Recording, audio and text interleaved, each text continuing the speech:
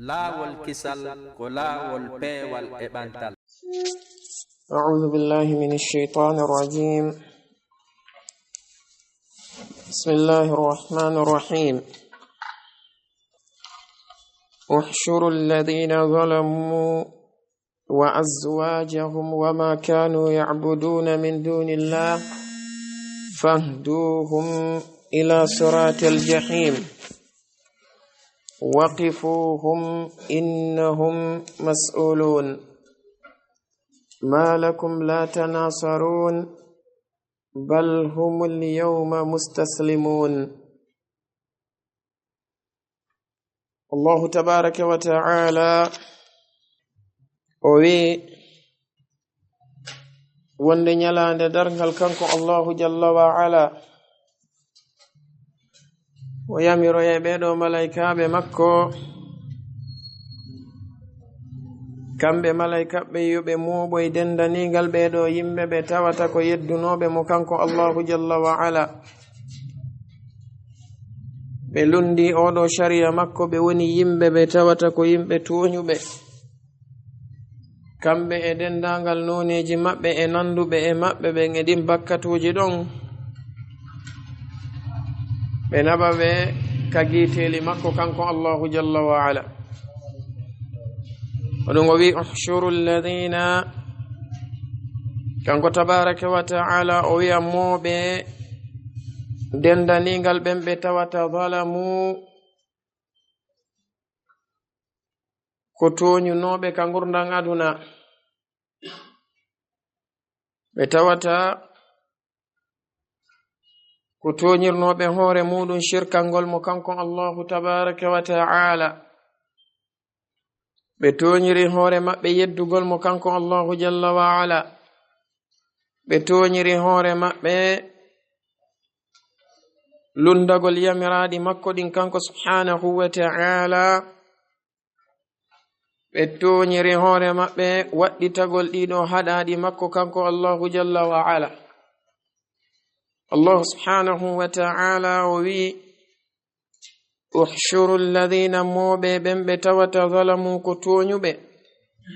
wa azwajahum e nandoɓe maɓɓe ɓe tawata ɓen ko ɓe nandi e muɗum ka bakkatuji ayi ahlu shirki ma ahlu shirki ahlu shirki ma'a ahli shirki wa ahlul bid'i ma'a ahli al-bid'i wa ahlu zina ma'a ahli zina wa ahli sariqa kadhalika ma'a ahli sariqa fa hakadha ɓe moɓe kamɓe ɓeɗo yimɓe ɓe tawata ko nanduɓe bakkatuji Allahu wi wa ma kanu e konko ɓe latino kadi ya'buduna hiɓe rewayno min dunillahi ko wona Allahu jalla wa ala tawi ɗum no weltori ko ɓe rewayno ɗum kon o wi fahduhum fewti nomɓe ila siratil jahimi faade e lawol ngeɗo yiite wiyetege jahim o wi waqifuhum darnomɓe si ɓe hewti e nokku ko waɗi innahum pelletno kamɓe mas'uluna ko ɓe landeteɓe ɓe wi'ane malakum ko honɗum heɓi on hande la tanasaruna on ala e wallodirde e hino on ɗo hande hooreɓe e wonanoɓe hoore muɗum yeesoɓe e iwtirnoɓe ɓaawo heɗon ɗo hande hay goto e moɗon ala wallude oya fi yo on wawu daɗude lette Allahu jalla wa ala ɗe hay goto e moɗon ala wallude oya fi yo o hayfinane lette Allahu tabaraka wa ta'ala ɗe malakum ko honɗum heɓi on hande la tanasaruna on ala e wallidirde onon e ɗiɗo sanamuji moɗon ɗi wonnoɗon e rewde e ɓeɗo yimɓe ɓe wonnoɗon e rewde e ɗiɗo jinnaji ɗi wonnoɗon e rewde onon wo ɓeɗo wo hande hay goto e moɗon ala wallude hay e goto fi honɗum tele on jogitinoke ɓe reweteɓe on jogitinoke ɓe jokketeɓe on jogitinoke ɓe iwtirteɓe ɓaawo muɗum kanko Allahu tabaraka wa ta'ala o wi balsi ko woni hum kamɓe alyawma hande mustaslimuna ko ɓe jebbili ɓe hattirde jebbilagol hande ko ɓe yimɓe ɓe tawata kala ko allahu tabaraka wa taala wiɓe yo ɓe waɗu ɓe waɗay, kala ko allahu jalla wa ala haɗi ɓe hande ɓe jaɓay ɗum. hande ko ɓe yimɓe ɓe tawata ko ɓe jebbiliɓe holluɓe needi. o wi wa aqbala fewta ba'duhum yoga e maɓɓe ala ba'din e dow yoga yatasaaluna tawa hiɓe landodira. ayi kamɓe ɓeɗo yimɓe ɓe tawata ko yeddunoɓe mo kanko allahu jalla wa ala, jokkunoɓe kañumma e jokkaɓe, ɓeɗo yoga e maɓɓe fewta yoga tawa hiɓe landodira hakkundaji maɓɓe. allahu wi qalu ɓe wi'a, ay ɗum woni ɓeɗo ɓe tawata ko al atba jokkunoɓe ɓen, ɓe wi'a innakum pelletno onon ɓe tawata ko yeesoɓe amen ɓen, hooreɓe amen ɓen, kuntum on laatinoke dey ta'tunana hiɗon araynomen anil yamini, ay hiɗon ardanaynomen e doole, hiɗon ardanaynomen e hoore kambangol men, e hoore gufugol men, e hoore doolugol men, haa men yedda allahu tabaraka wa taala. abdullah ibn abbas radiyallahu anhuma ɓe maaki wonde maana innakum kuntum ta'tunana anil yamini ay tuqahhirunana biqudratin minkum alayna lianna kunna adillah wa kuntum a'izza. ay maana muɗum onon on laatinoke hiɗon dolnaynomen, maana muɗum hiɗon arayno forson men, hiɗon ardanaynomen e noone mo tawata ko noone hollugol men doole, sabu non ko men yimɓe laatinoɓe ko men jaasuɓe e sengo ley moɗon, onon on laatinake ko yimɓe marnoɓe doole e sengo dow amen, aron doolon men haa men yedda mo kanko allahu tabaraka wa taala. ɓe maki wonde ko ɗum woni innakum kuntum ta'tunana anil yamini. wono imam mujahid ɓe maki rahimahullah, kamɓe imam qatadata ɓe maki ɗum ɗo ko wonoye ɗum hakkunde al insu wal jinn, ana ko hakkunde yimɓe ɓen kañumma e jinnaji ɗin. ɗum woni yimɓe yedduɓe ɓen e ɗiɗo jinna sheytanuji ɗi tawata ko sowwon sinnoɗi ɓe ka gurdam aduna ɗo. ɓe daroy to ɓe fewtoya jinna sheytanuji ɗin ɓe wiyaɗi innakum pellet no onon kuntum on laatinoke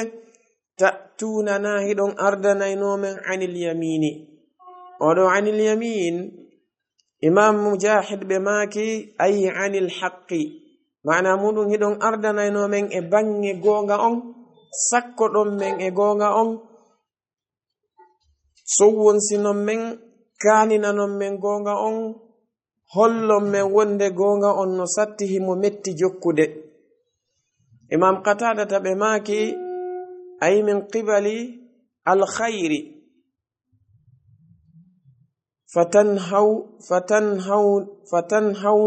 fatanhawna anhu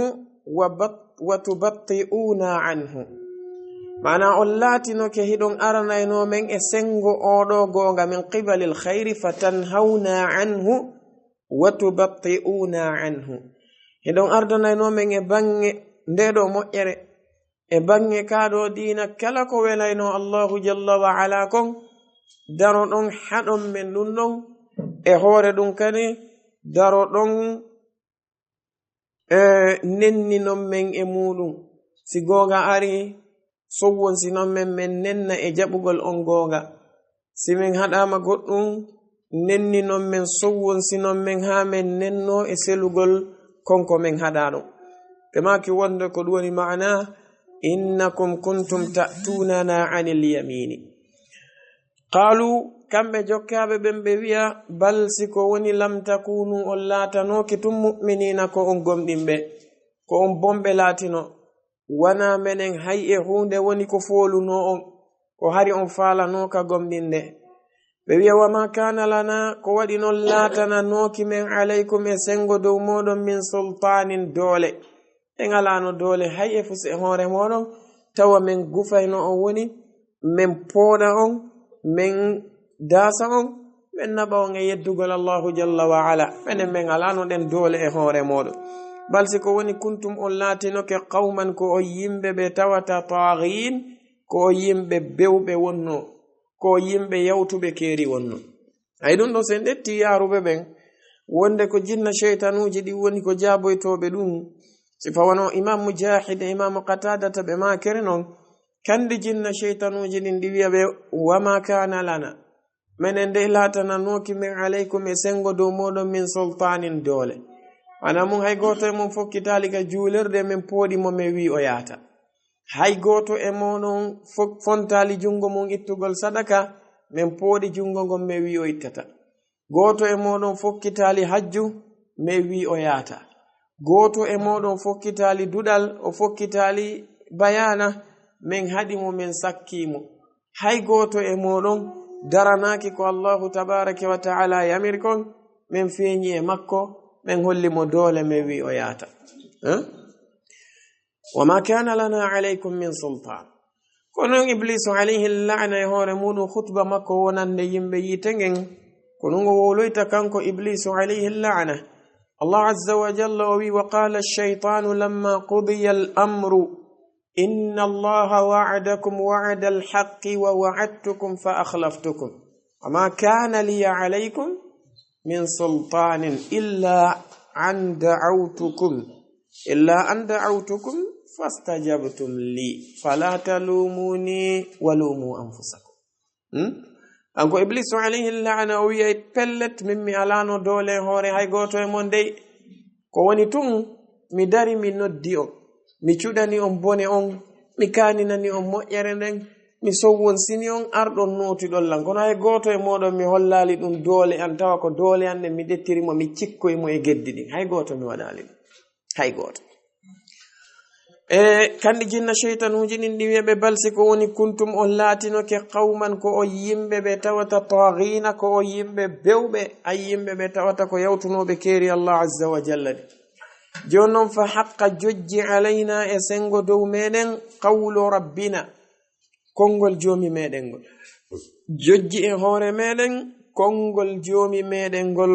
inna pelletno enen ndey lazaiquna ko en meeɗeɓe lette qawlu rabbina Allahu azza wa jalla o wi la amla anna jahannama min aljinnati wannasi ajma'in kanko Allahu tabaraka wa ta'ala o wi wonde o hebbina yiite jahannama ngen tawa ɗum kadi ko immorde e yimɓe kañumma e jinna yedduɓe mo ɓen kanko Allahu jalla wa ala jinna sheytanuji ɗi wiya fa haqqa gongi de jojji alayna e dow meɗen qawlu rabbina konngol joomi meɗen ko o wi ɗo wonde o hebbina ngeɗo yiite jahannama immorde e yedduɓe ɓen ka jinnaji kañummay ka yimɓe enen en tawama e ɓen ɗo si tawile ko hooreɓe maɓɓe ɓen ka yimɓe nafsu shey ɓe wiya inna pelletno enen ladaiqun ko en meeɗayɓe ɗeɗo lette ɗe tawata ko ɗe rentuɗen ɗo ɗeɗo en ala daɗirgal ɗeɗe rentuɗen ɗo en ala laaworgal ɗeɗo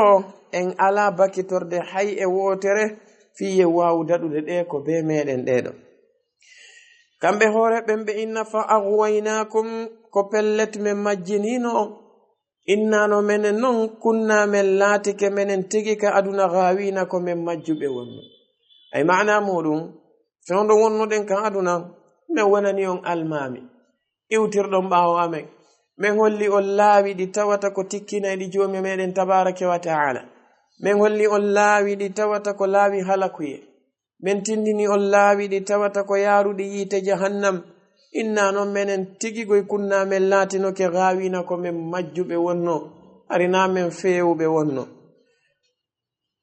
Allahu azza wa jalla wi fa innahum no ɓeeɗo ayi al atba'u wal muttaba'un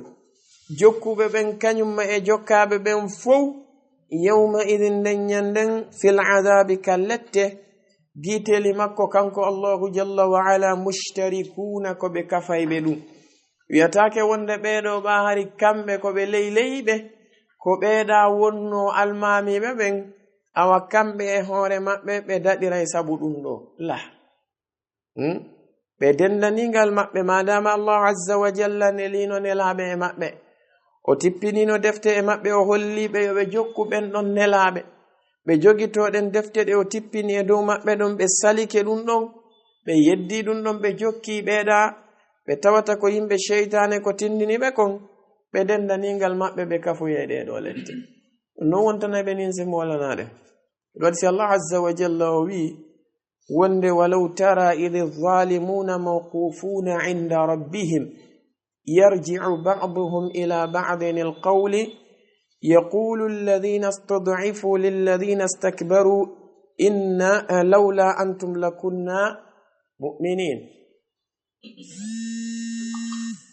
قال الذين استكبروا للذين استضعفوا أنحن صددناكم عن الهدى بعد إذ جاءكم بل كنتم مجرمين قال الذين استضعفوا للذين استكبروا بل مكر الليل والنهار إذ تأمروننا أن نكفر بالله ونجعل له أندادا الله وأسروا الندامة لما رأوا العذاب هل يجزون إلا بما كانوا يعملون أنك الله عز وجل ولو ترى إذ الظالمون موقوفون عند ربهم o wi si tawino hawri ko pellet hiɗarentuno nini sanga nde tawata ɓeeɗo yimɓe toñuɓe hiɓe darnaka joomi maɓɓe tabaraka wa ta'ala bayna atba'in wa muttaba'in hakkunde ɓe tawata ko jokkuɓe kañum may jokkaɓe hakkunde almamiɓe kañum may leyleyiɓe tawa hiɓe dari yeeso Allahu tabaraka wa ta'ala hiɓe darna ɗon yarji'u ba'duhum ila ba'din alqawli tawa yoga e maɓɓe no ɗetta konngol natta e yoga hiɓe jaabodirde hiɓe poɗodirde qala alladhina istud'ifu lilladhina istakbaru ɓeeɗo ɓe tawata ko lo'inano ɓe woni jokkunoɓe ɓen ɓe fewta ɓeeɗo mawninanoɓe ɓe tawata ko mawnintininoɓe ɓen woni almamiɓe ɓen ka majjere ɓe wiya ɓe lawla antum la kunna mu'minin pellet si wonano onon ɓe wonayno yimɓe gomɗinɓe sinano onon menen men gomɗina en ko onon woni ko sakki men e gomɗinal ngal ko onon woni ko heedi men e gomɗinal ngal ko onon woni ko naɓi men e nguɗo keferaɓe Allah azza wa jalla o wi wonde qala alladhina istakbaru lilladhina istud'ifu anahnu sadadnakum 'anil huda ba'da idh ja'akum bal kuntum mujrimin ɓe daro kamɓe ɓeeɗo ɓe tawata ko jokkanoɓe ɓe woni yeesoɓe ɓen ka majjereji ɓe fewta ɓeeɗo iwtirnoɓe ɓaawo maɓɓe ɓaawo ɓen ɗon felde ɓe daroɓe inna ɓe e hara ko men woni ko sakkino on e oɗo gonga fewndo o arno on ko menen sakkino on e ngal ɗo peewal fewndo ngal arno on balsi ko woni modi on laatinoke tun ko yimɓe bomɓe on faalano ka jaɓude waɗi noon siko ɗum no men sakkorno on noon men sakkorino woɓɓe goo kono ɓen ɗon haɗano ɓe gomɗinde kono ɓa onon o wonino ko o yimɓe bomɓe ko ɗum haɗi on wana menen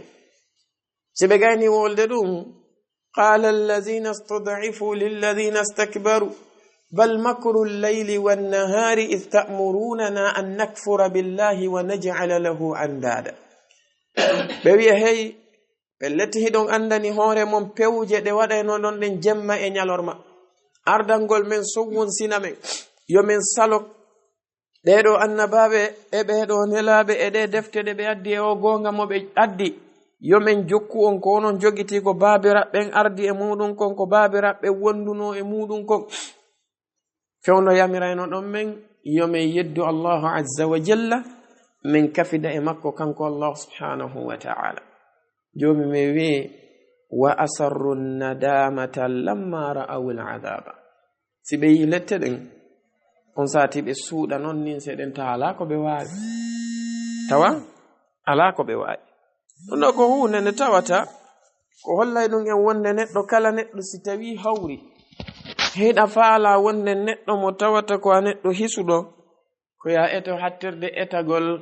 jokkaɓen ɓe Allahu azza wa jalla yamirma ya jokku ɗum woni nelaɗo alayhi salatu wassalam e ɓeɗo sahabaɓe maɓɓe e kala jokkuɓe ɓen ɗo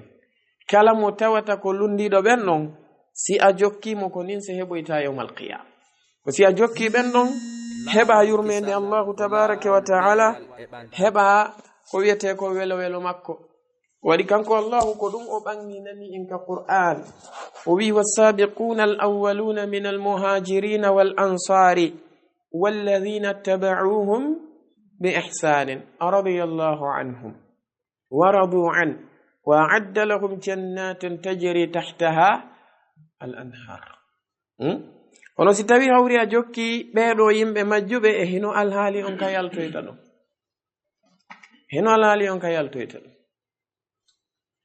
ɗon ɗo ko alhaali maɓɓe kamɓe ɓeeɗo yimɓe ɓe tawata ko yimɓe majjuɓe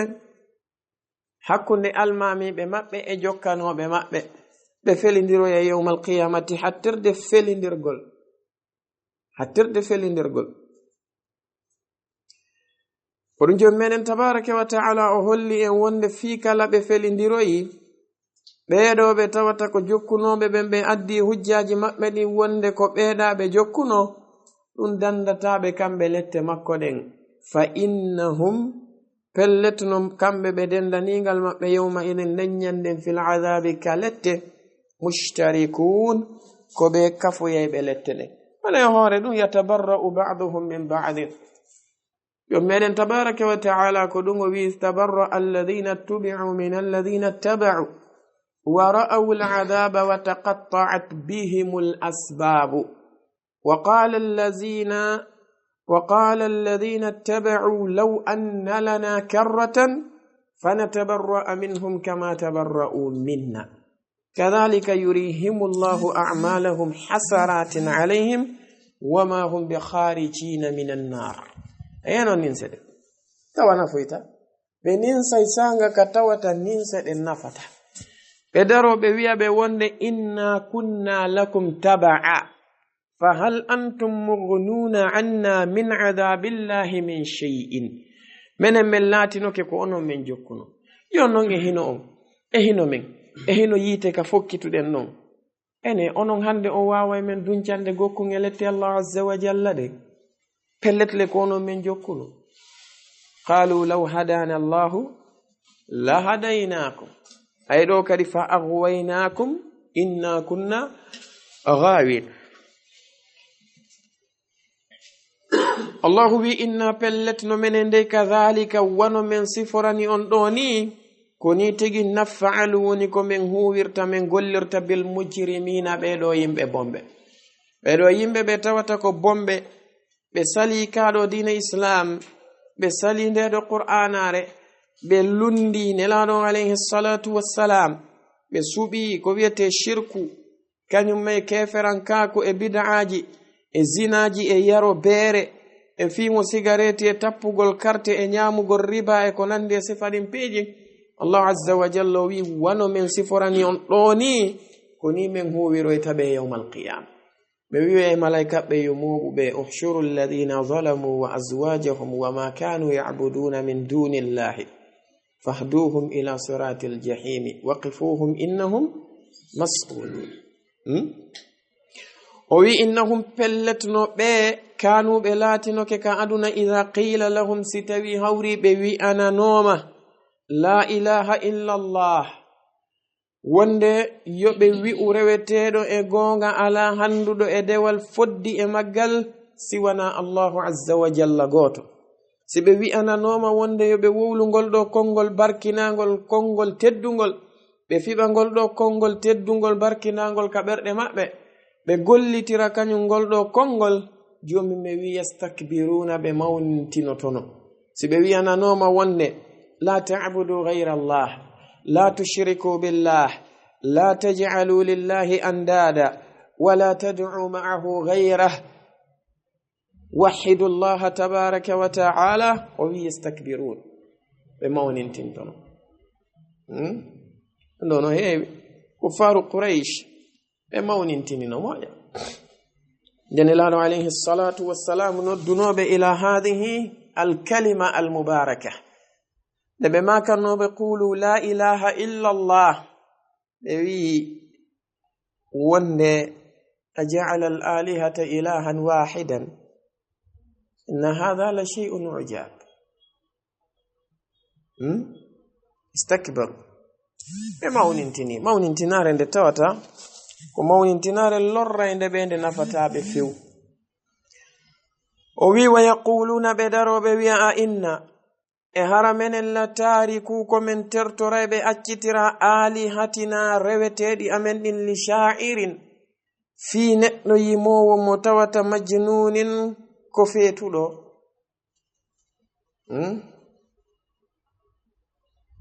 ɗum joomi mi wi unzur kayfa darabu laka al amthala fadallu. o wi ndaari ko honno ɓe woni e pirandema mise ko ayyo muhammad alayhi salatu wassalam. fadallu ko pellet ɓe majji la yastati'una sabila, ɓe wawata fewde hettude laawol hande kadi. allah azza wa jalla nela e maɓɓe rasul, o nela e maɓɓe nabi, o nela e maɓɓe mubashir, o nela e maɓɓe munzir, o nela e maɓɓe amin, o nela e maɓɓe sadiqan masduqan. ɓe daro kamɓe wasafuhu bi annahu sha'ir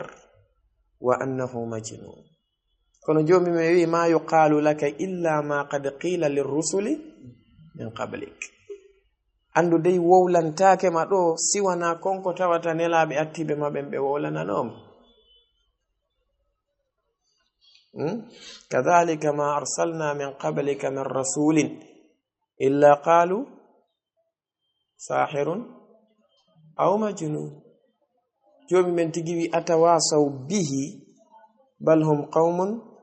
taghun. o wi menen ko ni men nelirali nelaɗo hay e goto ko attima e mofte yawtude ɗen, siwana ɓen ɗon kadi darino ɓe wi wonde on nelaɗo ɗon ko sahir, ko bilejo, aw majnun, ma hara ko feetuɗo. allah azza wa jalla o wi atawasaw bihi, ene ɓe hara ɓe wasiyodir ɗum gila e zaman annabi nuhu. ɓen ɗon hara ko fewno mayayno wasiyino yimɓe annabi huudu ɓe, ɓen kadi wasi yimɓe annabi salihu ɓe. ko noon ɗum jokkiri ha hewti e kuffaru qurayshi ɗo, hakke ko konguɗi maɓɓe ɗin nandi ko. jomi mi wi o ɓe wasiyodara bal hum qaumun tahun, ko ɓaɓe woni bewɓe,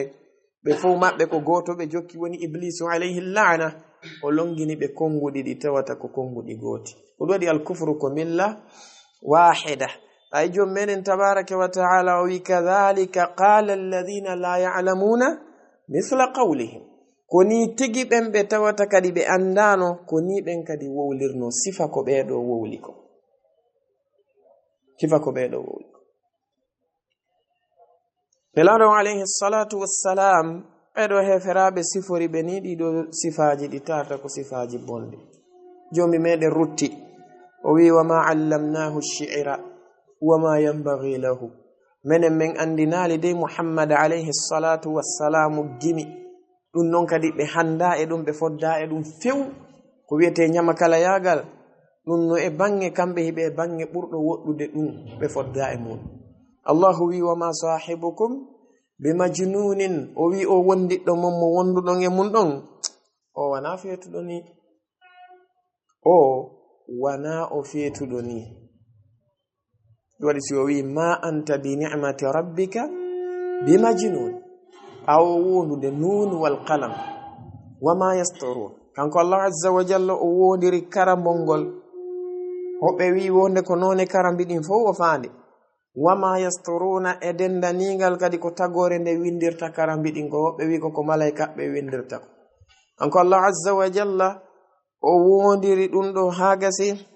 o wi ma anta bi ni'mati rabbika bi majnun.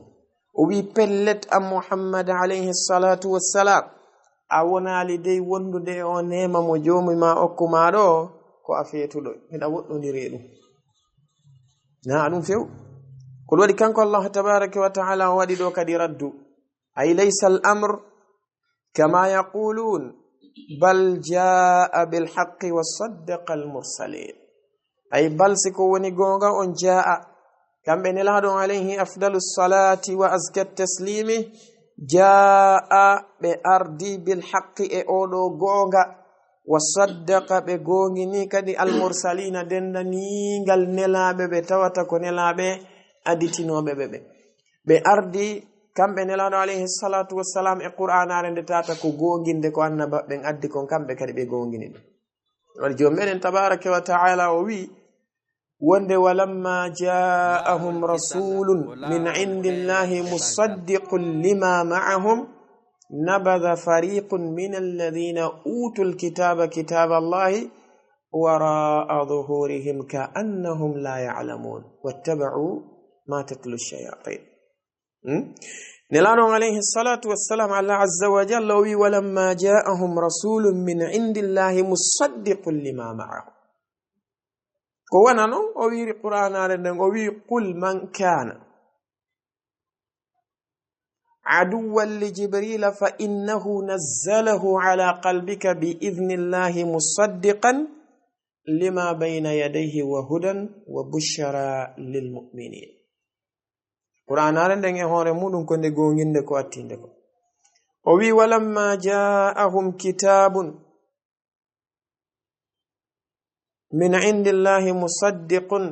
lima ma'ahu. Nde arnoɓe deftere immorde ka Allahu azza wa jalla tay ko nde gonginde ko be woni e mum. Ayi jaa bil haqq, kamɓe nelaɗo alayhi salatu wassalamu ɓe addi oɗo gonga, wa saddaqa ɓe gongini kadi almursalina dendanigal nelaɓe ɓe tawata ko nelaɓe aditiɓe ɓe. O wi innakum pelletno onon ɗo kanko Allahu azza wa jalla o fewtitaɓe kamɓe ɓeɗo yimɓe majjuɓe. O wiya innakum pelletno onon ɗo jokkunoɓe e jokkanoɓe fop e ndeɗo majjere lazaiqul adhabil alimi, mi wondi ko pellet ko on meeɗa ɓe ɗeɗo lette ɗe tawata ko hattude e musude. Min ittata ɗon jokkuɓe,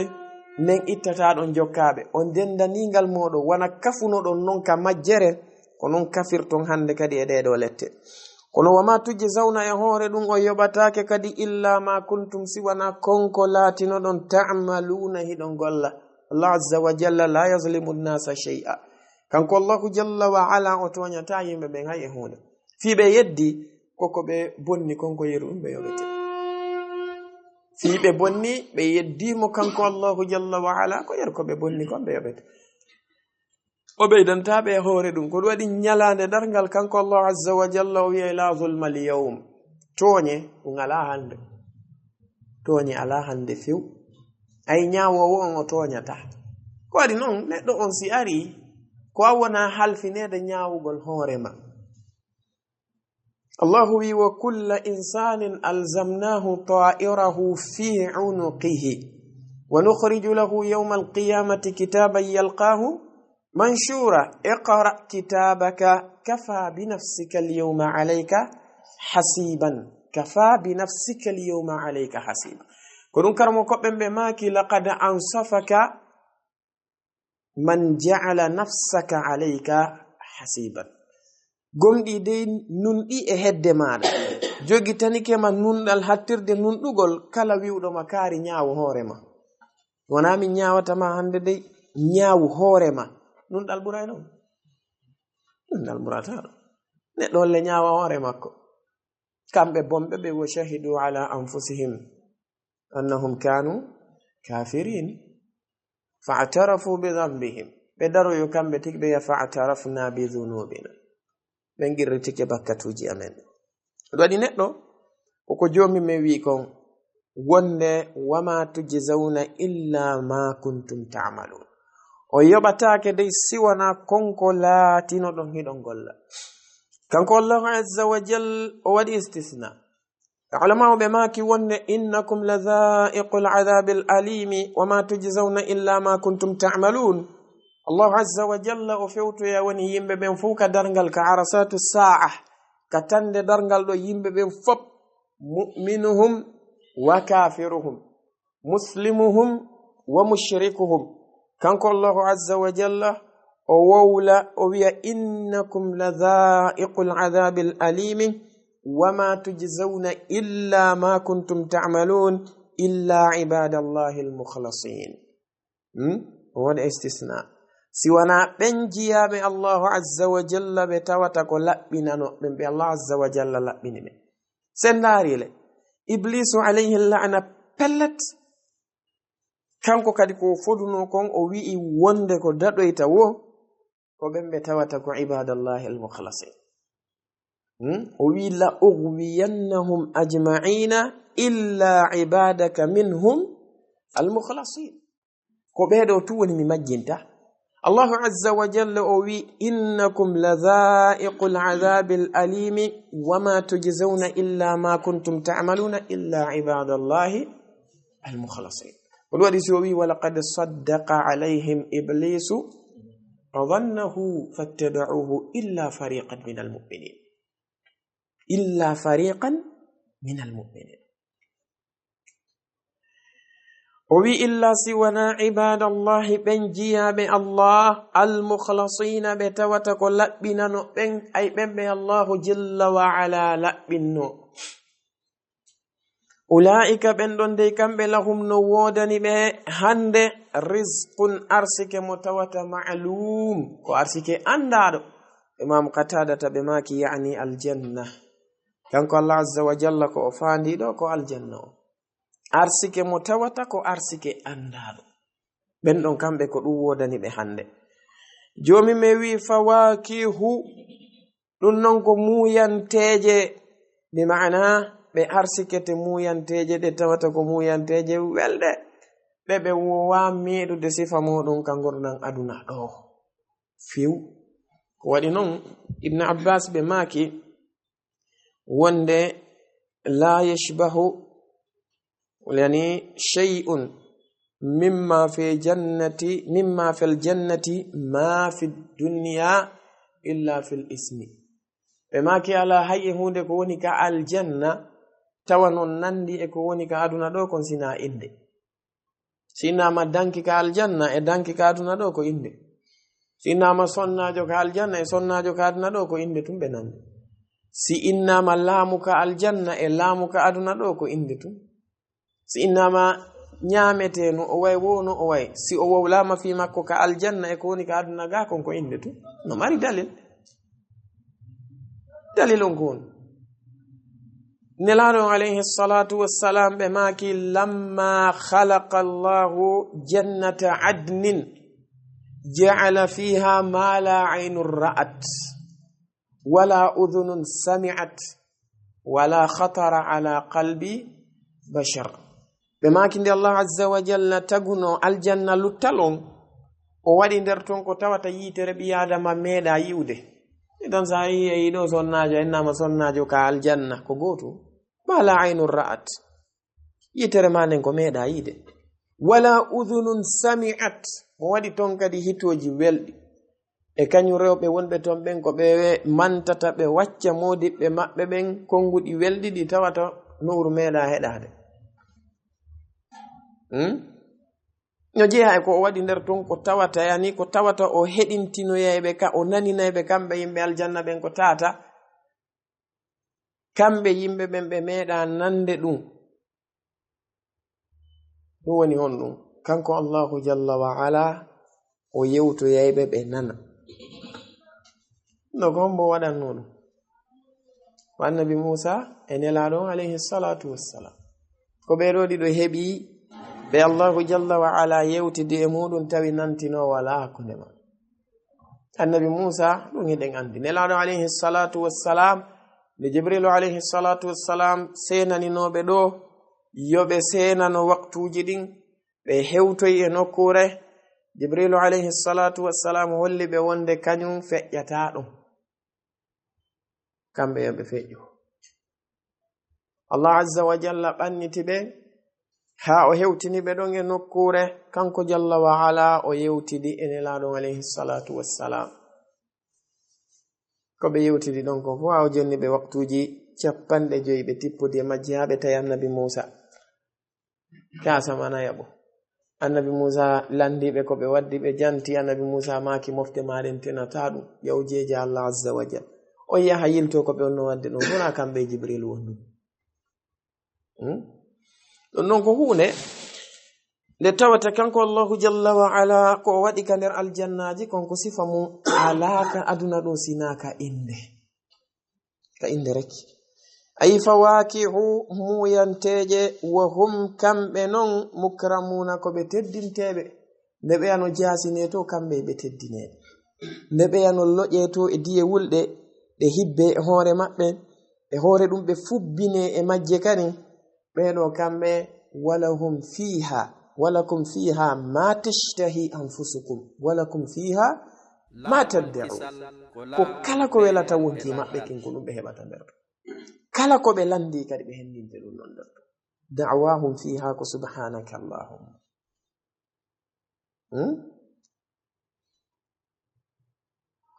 o wi fi jannatin ɓe wonoyay e nder aljannaji ɗi tawata fi jannatin na'imi ɓe wonoyay e nder aljannaji ɗi tawata ko aljannaji hebbinaɗi nema tawa ala sururin heɓe e dow danɗe mutaqabilina ko ɓe fewtodirɓe heɓe e dow danɗe nde wondeje hara hiɓe soɓɓindi hiɓe fewtodiri hakkundaji maɓɓe hiɓe yewta karamo koɓe go maki wonde la yanzuru ahadun ila qafa ahadin walla fi qafa ahadin ke imami mujahidin rahimahullah ɓe maki wonde ka aljanna ton goɗɗo darata hoƴƴudu goɗɗo kamɓe ton da'iman ala hay'atin mutaqabilin ɓe wonay e mbadi ndi tawata ko ɓe fewtodirɓe hakkunaji maɓɓe yimɓe ɓe anndanɗa hoore maɗa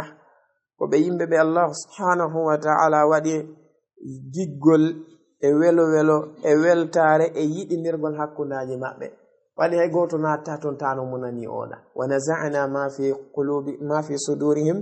min ghillin ikhwanan o wi men ɓoora men itta kala ko woni kon e ɓerɗe maɓɓe ɗen immurde e ngaygu e konnako ko waɗi si ɓe yawti e hoore sirate on ɓe daɗi sirate on few ya'tuna ala jisrin akhar ɗo yo ɓe natoy ka aljanna ɓe aroyay kadi e hoore kolewal goo ngal ɗon ɗon kolewal ko ɗon Allah tabaraka wa ta'ala yaqtassu li ba'dihim min ba'din ko ɗon hande kadi kamɓe wonɓe fokkituɓe ɓen ka aljanna ɗon kala e maɓɓe kun jogani oɗa kun ko ɗon woni ko Allah tabaraka wa ta'ala jittidirirta hakkunde maɓɓe ɓerɗe maɓɓe ɗen ɗe laaɓa pos tawa hay goto e maɓɓe hande kadi natata ka aljanna yiya ɗon goɗɗo kaari no joganinolan goɗɗo wala mawɓe maki ko ɗum woni wa naza'na ma fi sudurihim min ghillin ikhwana kala ko wiyete ngaygu iway hakkunde maɓɓe few ɗon hande kadi hay e goto natoyta ɗon ina ono wannolan goɗɗum tele heno men ka nder aljanna ɗon ko wiyete ngaygu jomi meɗen ɓooray ɗum e ɓerɗe maɓɓe ɗen few o wi yutafu alayhim harano jindine kadi e dow maɓɓe bi ka'sin kasiji min ma'inin ɗi tawata ko waɗorɗi beere aljanna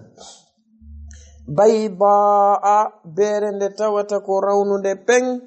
ladhatin hara ko welde kadi lisharimin wonande ɓeɗo ɓe tawata ko yarayɓe nde jomi meɗen ka sendugol holla nden ɗon e beere nden ka aduna ɗo wana guutu kanko Allah azza wa jalla o wi taw goo ladhatin ko nde welde lisharimin wonande ɓe yarayɓe andi noon beere wonde ka aduna ɗo nden yarowo ɗum no ewa yarowo lekki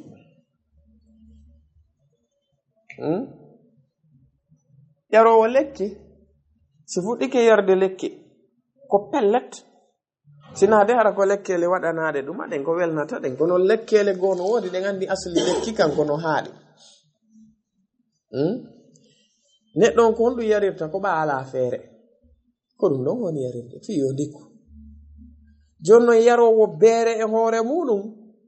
fi kala nyande wo e nyande woɓɓe no wakkili yarugol bimbi e kiikiiɗe kamɓe ɓe yaray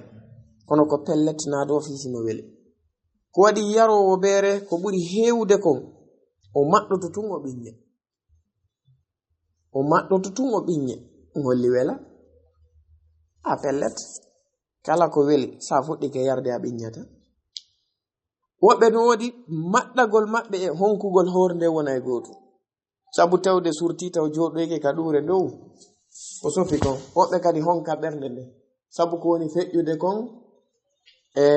tetekol maɓɓe ngol tippo ley no sunnude taw hay nder ɓandu maɓɓe no amma beere nden ka aljanna Allah azza wa jalla o wi ko ladhatin lisharibin ko welde wondude e dakamme wonande ɓe yarayɓe o wi nden ɗon noon kayre la fiha gawlun ala e mayre ko wiyete gawl ibn Abbas radiyallahu anhuma ɓe maki wonde gawl ma'ana muɗum ko suda'u arras musu hore ngala e mayre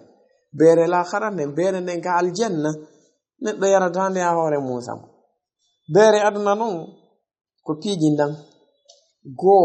siontigi no yarde tawano haadira ko binya didi sunna mo wadi wobbe mabbe a taway toni dinga fop di wajji cios ayna hibbaade ndiyamul ta fu gayni sumul tati tawa e hore dum kadi ko musine dum hore neddo horde musa nayi ko bawletu wadi baawo makiro rewotako ako kala dettudo yalti bandu num faalaka konko be woni yarde do ibnu adama bandu makko non no gerda non kala ko naaduda e mayru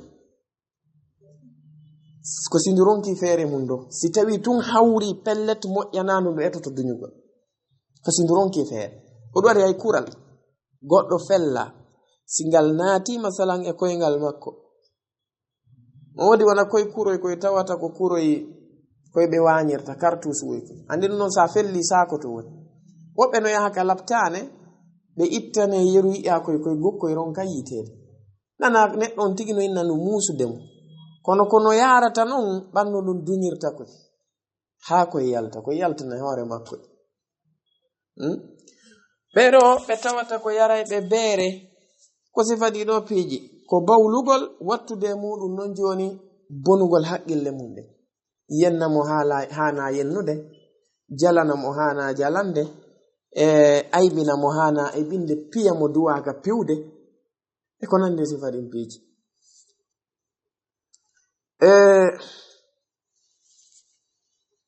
awlo imam mujahid be maki wonde odo gawul ko waja'u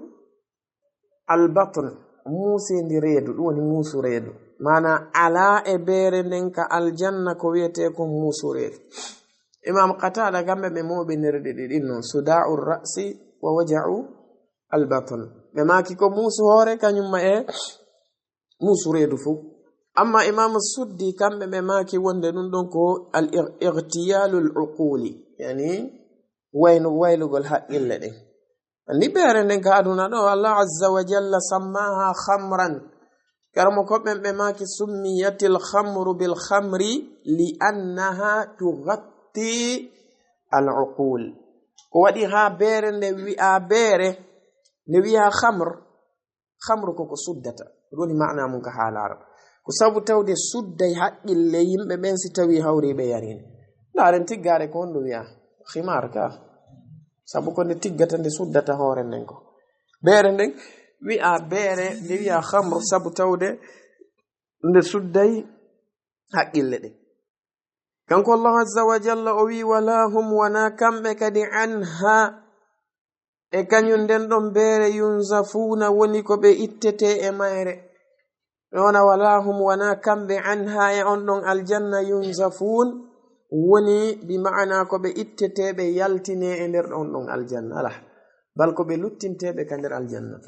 ndem bere kadi fi ko nde wiyama bere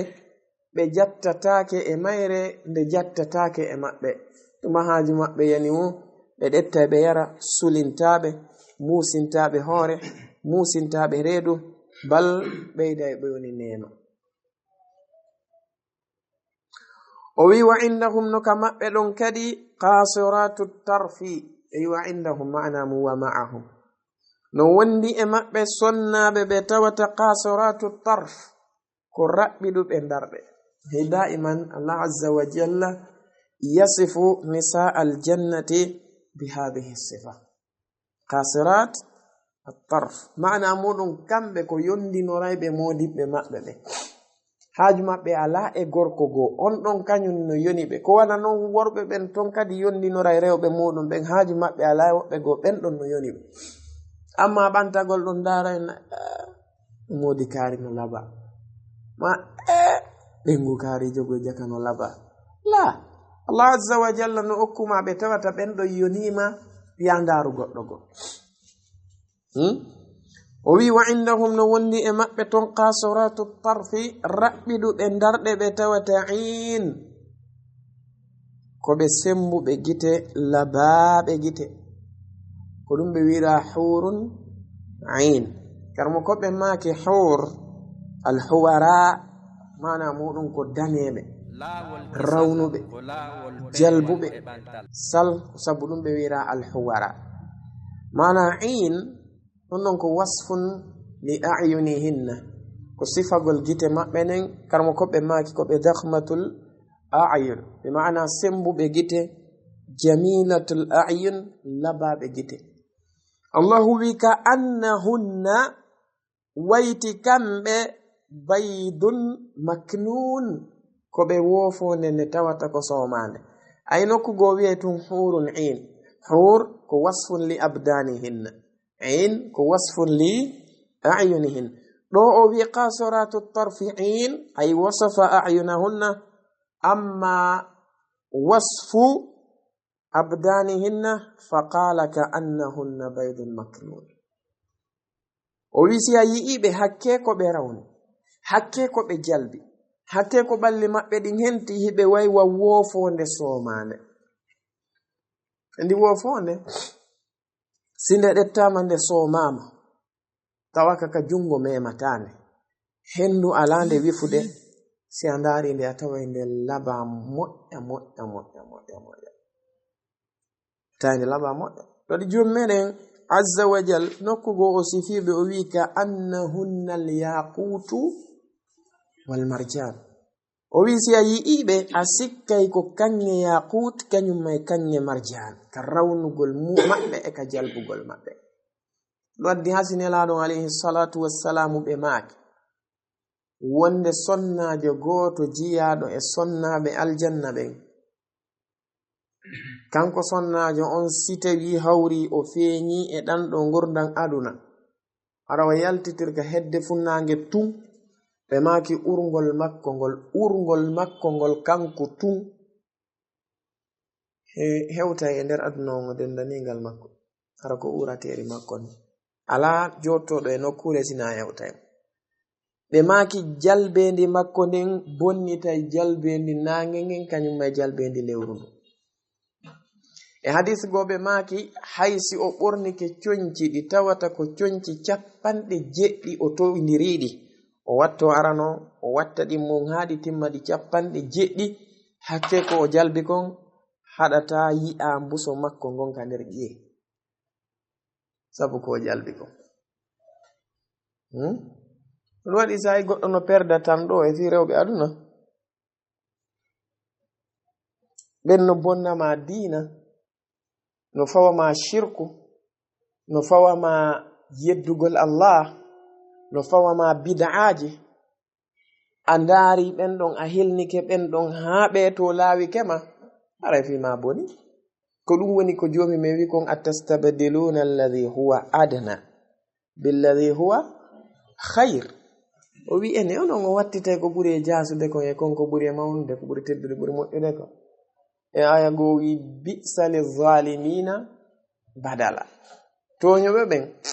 en boni wattitirde neɗɗo eto hattirde etagol oɗo aljanna hara oɗo lawakima hara oɗo lawakima e koko woni nder ton e nemaji kono si a joɗike ɗo rewɓe aduna a jokki waɗugol zinaji kala debbo mo yiwɗa harɗa humpa ko honno o wayi ko be humpitoɗa ko honno o wayi a jindayɗo waɗo o zina ko ɓatu iblisu alayhi la'na ko huɗaɗo sina ɗum neɗɗo ko watta ɗo zina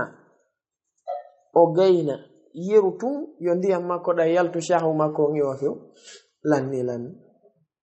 ka o gayni ɗolle kadi so tawi ko marɗo imanu gokkunni o ninsay haray mo mari gokkunni imanu o ninsay ɓawo wadde ɗum par ce que konko sikkuno ɗon fof himo wondi e muɗum tawa ɗum non gayni ɓortade e makko lando joni noon bakkato windiki fii non o waɗi on ɗon sina o itti on ɗon shahwu makko ɗon jango haɗata shahwu memmino e makko no ewa fii a ñamiɗo hande pla a yari ji a yari ɓira a ñami ko weli ko ɗum holli jango a welatake la oɗo waɗi si tawi hawri imam al-Qahtani kanuniya maɓɓe ɓe haɗi neɗɗo on ɓe wasiyimo hattirde wasiya man honɗum wata o jokku ndereraku reedu makko ndum kañum may farju makko o sabu honɗum ko gayɗe ɗiɗi ni ɗe tawata ɗe heewata kaduna ɗo abadan few o wi ka annahunna wayti ɗen sonnaɓe ɗon baydon ko ɓe woofonde maknunun nde tawata ko soomande o wi fa aqbala ɓeɗo kadi fewtita ba'duhum yoga e maɓɓe ala ba'din e yoga yatasaaluna tawa hiɓe landodirde kamɓe kadi hiɓe ka nder aljanna hiɓe nemino hiɓe dakmito hiɓe yewta hakkundaji maɓɓe hiɓe fillodira fi piiji ɗi tawata ko piiji ɗiɓe feƴƴinno ka gurdam aduna ɗo allahu wi qala qa'ilun minhum wi'a wi'owo e maɓɓe o wi'a inni pelletno min dey kana li laatanino kelan qarinun neɗɗo mo tawata ko jokkodiraɗo takkodiraɗo wonno mo tawata min e makko hari ko menen jokkodirayno ko menen waddeno haajuji ɗuɗuɗi haajuji ɗi tawata ko heewude no déjà en hatteno ɗo ka annahunna baydul maknun